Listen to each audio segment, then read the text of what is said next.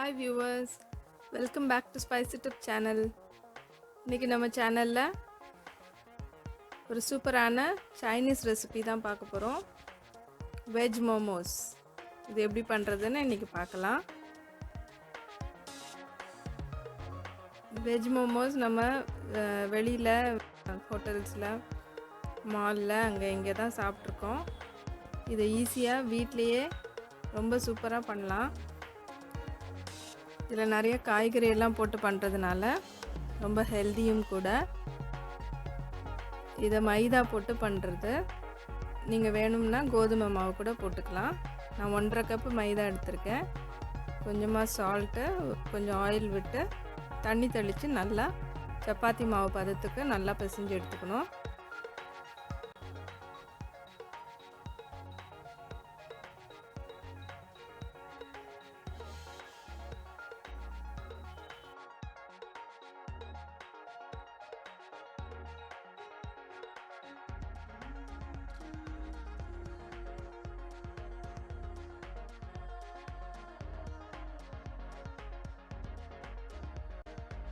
இந்த அளவுக்கு மாவு நல்லா கெட்டியாக பிசைஞ்சு எடுத்துக்கணும். இது கொஞ்சமாக ஆயில் விட்டு ஆயில் நல்லா மேலே தடவிட்டு நல்லா ஒரு துணி போட்டு மூடி தனியாக எடுத்து வச்சிடலாம். இது ஒரு 1/2 அன் ஹவர் ஊறட்டும். அதுக்குள்ளே இதுக்கு தேவையான ஸ்டஃபிங்ஸ் நம்ம ரெடி பண்ணிக்கலாம். இதுக்கு 2 கேரட் இந்த மாதிரி துருவிக்கணும். கேபேஜ் பொடியாக நறுக்கிக்கணும். வெங்காயத்தாள் க்ரீன் பார்ட் ஒயிட் பார்ட் தனித்தனியாக நறுக்கிக்கணும். பச்சை மிளகா, பூண்டு, இஞ்சி இதெல்லாம் பொடியாக நறுக்கி வச்சுக்கணும். இப்போ ஒரு பேன் ஹீட் பண்ணிவிட்டு அதில் 2 ஸ்பூன் ஆயில் விட்டுக்கணும்.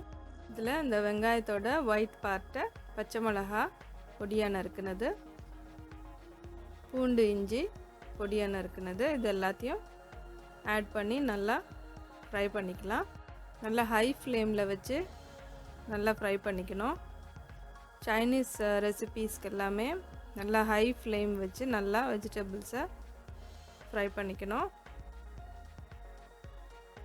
இப்போ துருவி வச்சுருக்க கேரட்டையும் ஆட் பண்ணிக்கலாம். கேபேஜ் இது ரெண்டுத்தையும் ஆட் பண்ணிவிட்டு நல்லா வதக்கி எடுத்துக்கலாம்.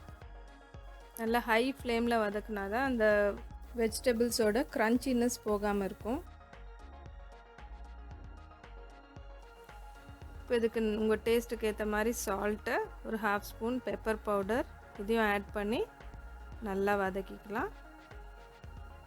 இது ரொம்ப சாஃப்டாக வேகக்கூடாது, ஓரளவுக்கு வேகணும். இப்போ இதில் நம்ம கட் பண்ணி வச்சுருக்கிற வெங்காயத்தாலையும் லாஸ்ட்டாக ஆட் பண்ணி ஸ்டவ் ஆஃப் பண்ணிக்கலாம். உங்களுக்கு தேவைன்னா கொஞ்சமாக கொத்தமல்லி ஆட் பண்ணிக்கலாம். இது கொஞ்சம் ஃப்ளேவர் ஆட் பண்ணோம். அப்படி இல்லைன்னா விட்டுடலாம். இப்போ நம்ம ஸ்டஃபிங் ரெடி ஆயிடுச்சு. இதை எடுத்து தனியாக வச்சுக்கலாம். இப்போ இதை மோமோக்கு ஒரு சூப்பரான காரசாரமான சட்னி ஒன்று பண்ணிக்கலாம். அதுக்கு 4 தக்காளி, நல்ல பெரிய சைஸ் தக்காளி இந்த மாதிரி லைட்டாக ஸ்லிட் பண்ணிவிட்டு நல்லா சுடு தண்ணியில் கொஞ்ச நேரம் கொதிக்க விடணும். கூடவே 4-5 ரெட் சில்லிஸ், 4-5 பூண்டு, 1 இன்ச்சு இஞ்சி இது எல்லாத்தையும் ஆட் பண்ணி நல்லா மூடி போட்டு ஒரு 5 to 10 மினிட்ஸ் வேக விடணும். இப்போ பாருங்கள் நல்லா அந்த தக்காளியோட தோலெல்லாம் உறிஞ்சிருச்சு. இது கொஞ்சம் நேரம் மூடி வச்சிடலாம். ஒரு 5 மினிட்ஸ் கழித்து நல்லா ஆற விட்டுறணும். ஆற விட்டப்புறம் தண்ணியிலேருந்து வடித்து மிக்சியில் போட்டு நல்லா அரைச்சி ஸ்மூத் பேஸ்ட்டாக பண்ணிக்கணும்.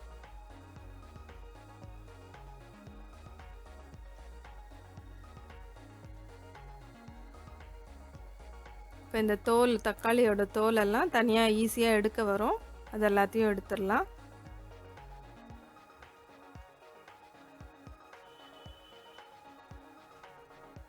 இப்போ இது கூட தேவையான அளவு உப்பு, 1 ஸ்பூன் சோயா சாஸ்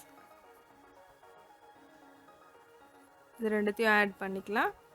கூடவே ஒரு 1/2 லெமன் ஜூஸ் ஆட் பண்ணிக்கலாம். இன்னும் கொஞ்சம் காரமாக வேணும்னா நீங்கள் இன்னும் 2 மிளகாயும் இன்னொரு 1/2 லெமன் ஜூஸும் ஆட் பண்ணிக்கலாம். இப்போ இதை நல்லா ஸ்மூத்தாக அரைச்சி எடுத்துக்கணும். பாருங்கள், நம்ம சூப்பரான காரசாரமான மோமோ சட்னி ரெடி ஆயிடுச்சு. இப்போ மோமோஸ் எப்படி பண்ணுறதுன்னு பார்க்கலாம்.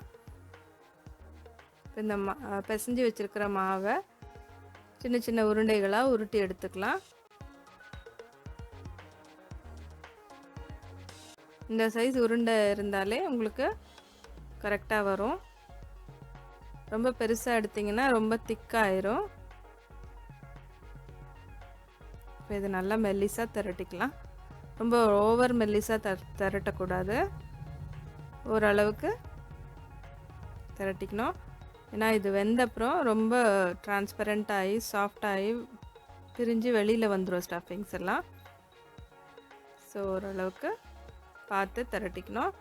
இப்போ நம்ம வதக்கி வச்சுருக்கிற வெஜிடபிள்ஸ் இதில் ஆட் பண்ணிக்கலாம்.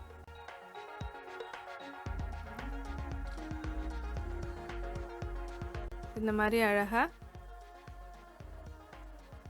ஃபோல்ட் பண்ணிக்கணும். இது நிறைய டைப்ஸ் ஆஃப் ஃபோல்டிங் இருக்குது.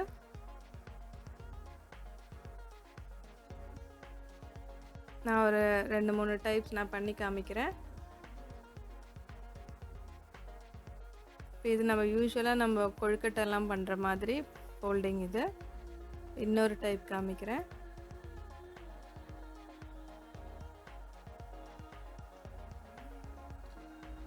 இது மைதாவில் பண்ணுறதுனால ஈஸியாக ஃபோல்ட் பண்ண வரும். அழகாக சாரியில் ப்ளீட்ஸ் வைக்கிற மாதிரி சூப்பராக ஃபோல்ட் பண்ண வரும்.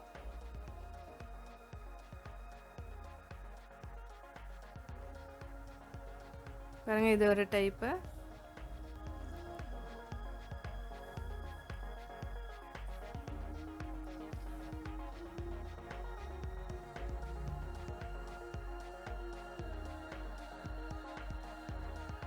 இது மாதிரி டிஃப்ரெண்ட் டைப்ஸாக அழகாக நீங்கள் உங்கள் க்ரியேட்டிவிட்டிக்கு ஏற்ற மாதிரி நீங்கள் நல்லா அழகாக ஃபோல்ட் பண்ணிக்கலாம்.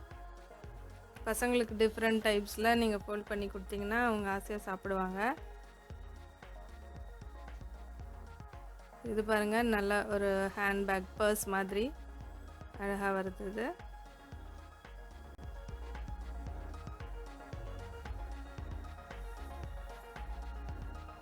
இது சும்மா இப்படி ப்ரெஸ் பண்ணி விட்டாலே நல்லா ஒட்டிக்கும்.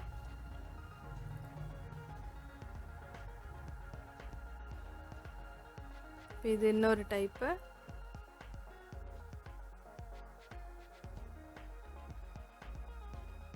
இது ரொம்ப ஈஸியாக பண்ணலாம், ப்ராக்டிஸ் தான் இது. நல்லா ப்ராக்டிஸ் பண்ணிங்கன்னா அழகாக டக்கு டக்குன்னு பண்ணிடலாம்.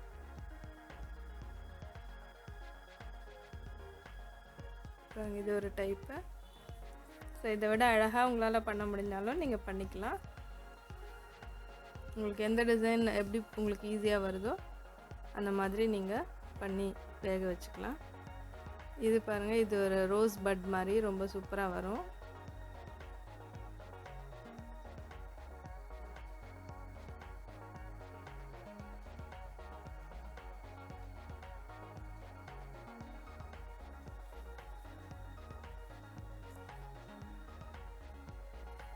இந்த மாதிரி எல்லா மோமோஸையும் இந்த மாதிரி முதல்ல ஸ்டஃப் பண்ணி ஃபோல்ட் பண்ணி வச்சுக்கணும். அப்புறமா இந்த மாதிரி ஒரு பாத்திரத்தில் வேக வச்சுக்கணும். ஒரு 5 to 10 minutes நல்லா வேக வச்சுக்கலாம்.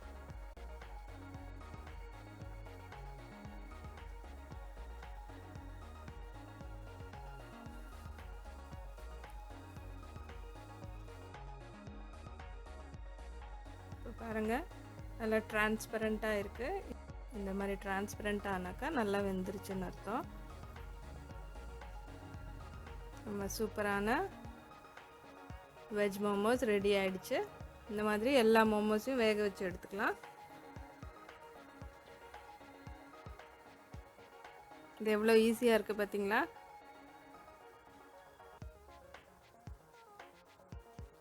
ஸோ இது நல்லா சூப்பராக நீங்கள் வீட்லேயே ரெடி பண்ணலாம். இதை தேடி நீங்கள் வெளியில் எங்கேயும் போக வேண்டாம். வீட்லேயே ஹைஜீனிக்காக அழகாக பண்ணலாம். நம்ம அரைச்சி வச்சுருக்கிற சட்னியோட இதை ரொம்ப சுட சுட இந்த மாதிரி சர்வ் பண்ணலாம். பாருங்க, பார்க்கவே எவ்வளோ அழகாக இருக்குன்னு. இதை கண்டிப்பாக நீங்கள் வீட்டில் ட்ரை பண்ணுங்கள். வீட்டில் எல்லாருக்கும் கண்டிப்பாக பிடிக்கும். இதை ட்ரை பண்ணி பார்த்துட்டு உங்கள் கமெண்ட்ஸ் எனக்கு சொல்லுங்கள். இந்த வீடியோ உங்களுக்கு பிடிச்சிருந்ததுன்னா இந்த சேனலுக்கு சப்ஸ்கிரைப் பண்ணுங்கள். கூடவே பெல் ஐக்கானையும் கிளிக் பண்ணிவிடுங்க. அப்போ தான் அடுத்தடுத்து நான் போடுற வீடியோஸ் உங்களுக்கு நோட்டிஃபிகேஷனில் வந்து சேரும்.